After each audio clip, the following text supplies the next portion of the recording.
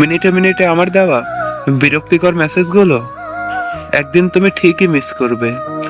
যে মেসেজগুলো দেখে তুমি বিরক্ত হতে, সেগুলাই একদিন তোমার নীরবতার মাঝে হারিয়ে যাওয়া শব্দ হয়ে ফিরে আসবে।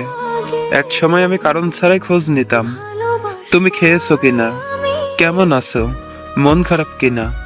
তখন হয়তো এসব তোমার কাছে বিরক্তির কারণ ছিল, কিন্তু যেদিন আর কোনো মেসেজ আসবে না, সেদিন বুঝবে কেউ একজন সত্যি তোমার জন্য অপেক্ষা করত। কখনো কখনো অতিরিক্ত ভালোবাসাও মানুষের কাছে বিরক্তির কারণ হয়ে যায়। মিনিটে মিনিটে খোঁজ নেওয়া, বারবার মেসেজ করা, অপেক্ষা করা, এই সবার পেছনে যে একটা সত্যিকারের মায়া লুকিয়ে থাকে, সেটা সবাই বুঝতে পারে না।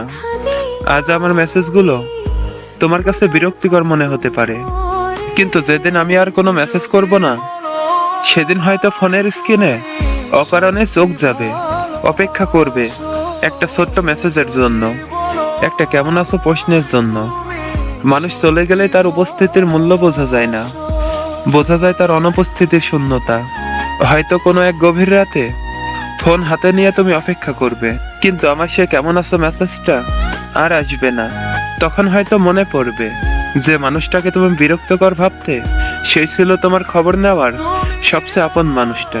ভালোবাসা